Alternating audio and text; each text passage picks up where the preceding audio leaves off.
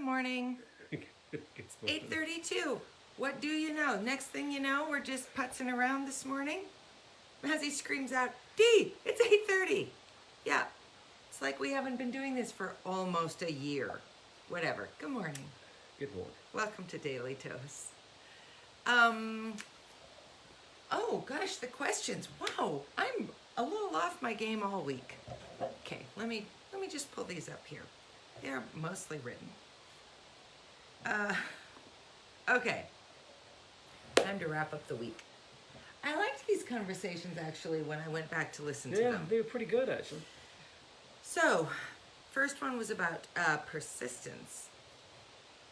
Change is necessary and often healthy, but it can be scary too. And it typically can only come from within. So what needs to happen for you to decide it's time to change? Remember, this conversation was all about, does your persistence in trying to change someone else actually get you anywhere? And I would argue, no. How about you? I can only talk from the point of view of an addict. I mean, interventions don't generally work. The person that you're trying to help has to be in a mindset where they actually want to listen. And sometimes when you decide that you need help, that's when you're close to or are at rock bottom. So there's no, I don't think, and the people I've talked to over the last 4.5 years, they've never had one of those moments where they think, yeah, I'll listen to you and then I'd like to do something about it. It doesn't generally work that way, unfortunately. I don't think it works that way in life, mostly. Yeah, no, it probably doesn't. I mean, I think the point of that whole thing was you have to listen to yourself. You have to make those decisions for yourself. The decision to change does actually come from you, I think.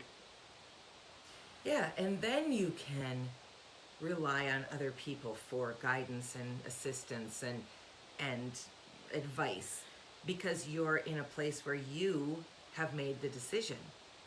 But ultimately, I mean, it's so interesting. If I think about your situation, you did not make the initial decision. Your body did. Yeah. But what you pointed out in this conversation was you were able to make the decision to stay sober once the alcohol had left your body and you were able to be rational. So I think there's, sometimes circumstances or things outside of your control happen that force the beginning of change. But whether you stick with it or go back to what you know, that's where you are really making a decision. So, I'm going to skip the second question because I think actually I might have moved on to Tuesday's conversation. I don't know. It's a funny Friday.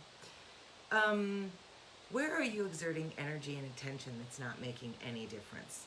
How might you use that energy and attention towards something positive? Maybe something inside of you instead of trying to change someone else. Maybe I've talked about this, but I read a book.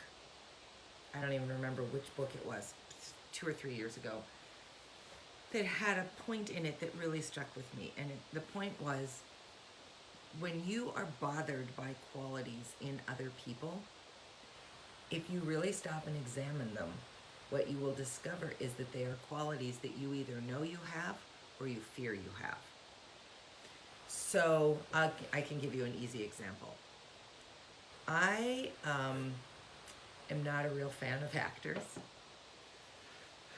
particularly in groups, because actors get together and perform everywhere they go. And I detest that. If I walk into a restaurant and there is a group of young actors, I will walk right back out of that restaurant because I don't care to watch a performance during dinner. And here's what I know is true. I know that bothers me because I know I was that young actor. And I think about all the people who had to sit and were sort of held hostage to our performance because we were just so busy being actors. Yuck. So I know that's why I don't like that quality in other people, because I know that I've had it and I know that I can still pull it out from time to time if I don't keep a handle on it. So think about the energy and exertion you are putting into changing, fixing, solving, stopping something else. And maybe use it to look inside your own self and see, what do you need to think about? What do you need to work on? What do you need to address in yourself? You know, it's the toothpick in the law of the parable. Maybe a little less time on the toothpick, a little more time on that jutting branch shooting out of your face. Anything from you? I have no idea what's this toothpick log thing. Dude, did you not grow up in the Christian faith? Jesus has this whole parable about before you look to extract the toothpick from your neighbor's eye, acknowledge that you may have a branch in your own. It's that whole, you probably should just focus on yourself. Yeah, we never got that. That's, you know why? Because I'm a Catholic. Because that doesn't end with, and you're going to burn in hell for all eternity, you awful, horrible human being forever having there you been go born. then. See, That's the it, problem. Yeah. It offers just the tiniest hint of hope. This is your Methodist stuff coming out. Happy clappy. Yeah. Fetch me my tambourine, Giles. Let's rock. Oh my gosh! All right. Stick on VeggieTales. Everything's There gonna we be go. great. Relationships are complicated and complex. Are there people or things in your life you are prioritizing at the expense of others? And what do you need to shift to allow for that to happen? This could actually be the three-legged stool thing that we took. Yeah, it's from Us, the TV series Us on Masterpiece. So I want to ask you the questions again. Are there people or things in your life you are prioritizing at the expense of others? And what do you need to shift to allow for that to happen? When I went back to rewatch this conversation this morning to pull up the questions, I asked myself where Quinn now fits in my life. And Quinn is still a leg of the stool because we are still a 3-person family unit. He's part of the wee unit. Yeah. So, And if he ends up with a mate, then it will be 4, and pretty soon you have a many-legged stool. But I think what's important is how you utilize the legs or the players. Let's set the frickin' stool aside. How are you utilizing the people in your life, the relationships in your life? So if I have to address something with you and I choose instead to start it with my mother, then I'm leaning the wrong direction. You and I need to be the primary relationship, because that's the contract we entered into. And it's the gift that we gave each other when you got sober. So I don't think it's about a 2-legged anything, because 2 legs, that doesn't balance you much of anything. Who's ever seen a 2-legged stool? Have you? No, because it would not work. So it's not about abandoning every other relationship in your life. Quinn is still enormously important in our lives. And it's easier to have this mindset when your children are adults and don't need you as actively. If he were 8 and I were to say to him, now Quinn, you're going to need to take a back seat, that's maybe a different conversation. But I would argue your partnership relationship should still be your first and primary relationship. Because if that falls apart, every other relationship pays the price for it. And that's hard. Yeah. Like I heard today in spin, our instructor said something about, she was talking about having kids. She said, I feel like every time my kids come back from their dad's place, they've grown an inch. Okay, so that is all she said, and that's exactly how she said it. There was no negative spin on her ex-husband or partner, whatever he was. Nothing. But I immediately constructed this whole narrative around it, and I thought to myself, well, I wonder I wonder if some of what caused the demise of that first relationship was just that children came along and that's where their focus went. And that's not I'm not blaming anybody or criticizing people. It's hard not to be consumed by children. But if you want this to last, you have to invest in this. So, I think that's that. You got anything? No, I don't actually. Okay. Aubrey Wilson joined us yesterday. Aubrey, thank you for that really remarkable second other side to the coin. To hear from a father and a daughter about the daughter's addiction was really... That worked powerfully. It was powerful, yes. So Aubrey joined us to tell her side. She traces her fall into addiction back to not making a high school sports team. Suddenly she lost her friends, her activity, and kind of her identity. This is a great reminder for all of us to keep our eyes open for young people who might be struggling to find where they fit. Not every loner kid is going to walk towards dangerous life choices, but a lot of them will, because that's a time of exploration. And you know, lots of new people and ideas are coming at them, and if they don't have that thing that keeps them kind of focused, you know, Mr. Wilson said it, Aubrey said it, and we can confirm it. They're a great family. It's not like those girls were left to fend for themselves and the Wilsons were off, you know, paying no attention to their children.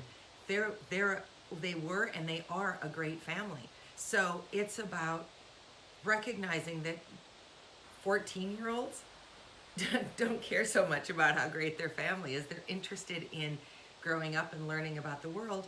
And if they don't have things external to their family to keep them on the right path, they might choose the wrong path. And not everybody's as lucky as Aubrey. So I think it's our job as adults to just be aware of that. We all have young people in our lives, either very, very close or peripherally. Just keep an eye out for some of that. And then I think, remember, back to Mr. Wilson's point, that really brave girl who came to his office to say that Aubrey was using drugs. Think about what his first response was. Yeah. Why would you lie about my child? You're a terrible person. I don't think he said that to her, but that was his first response. So remember that even good kids make bad decisions, because how do you learn how to not make bad decisions? You make them. Can you think of a single moment in your life where someone said to you, let me tell you about the bad decision I made, that made you then say, oh, well, I'm not going to make that decision? Yeah, no, it's like being told to calm down. I mean, Yeah. who on this planet has calmed down after being told to calm down? Nope, you may as well just pour kerosene Yeah. right on the fire of Dana Del Val to tell me to calm down. Oh my gosh. I My head's actually, changed. I think in 20 years I may have foolishly suggested it once. I don't think so, because you saw my brother say it to me once. That could have been my saving grace. And it's yeah, it wasn't pretty. it's only because he's significantly more substantial than I am that he's still here. Yeah, it's not my best in, what's the word, recommendation. So this isn't a question either. It's more just a reminder. Aubrey had an out of nowhere relapse in 2018. So that was like 5 years. I think she said 5 years of being sober. An out of nowhere relapse in 2018 that she worked through. Her honesty reminded us that this requires vigilance and care every single day for all of us. Whether you are the addict or you are connected to the addict, it is about just checking in, touching base. Maz does an amazing thing. If I have a negative response to something that sort of pushes me back to pre-sober us, he never, ever gets mad at me. He just takes a breath and addresses it with me. You know, if he's in the basement too long and I kind of go crazy, he doesn't scream at me about it. He just says, well, here's what I was doing.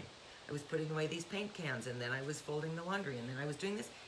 And it just takes care of it. I don't very often have that fear of relapse, and he very rationally addresses it. You don't very often have a fear of relapse either. No, it's some of the things. What are you doing down there, Mazzy? And I think, oh, what do I do now? Because once Dana asked me that, and there's this old joke that we play with each other. It's from Eddie Izzard about why some English movies are so slow. Because what is it, man? I'm arranging matches. Dana asked me what I was doing one day, and I was actually arranging nails in my toolbox drawer.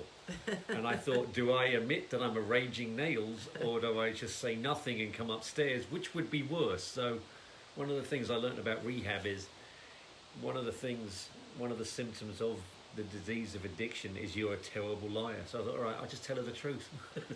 Yep. This is how I decided to spend a couple of minutes of my life. I was arranging nails in the bottom drawer of my toolbox. Yeah, so that is that. That's the wrap-up questions. Thanks to Aubrey for joining us. Thanks to everyone for tuning in. Monday and Tuesday, I'm taking much needed vacation days from the Arts Partnership. And part of that then, we're going to do 2 reruns.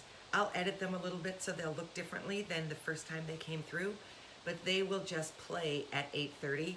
I want to do some work on my own stuff.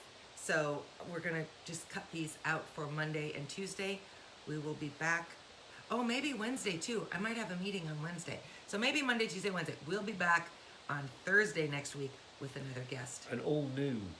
Yes. An all new daily. It's like watching ER when it was popular. Just like ER. I've often thought that. This is exactly like ER. A very what do they used to say? A very special very ER. Special yeah, ER. That'll be Thursday. Yeah. So we'll see you next Thursday, but there'll be episodes Monday, Tuesday, Wednesday. Have a great weekend. Bye. See you later.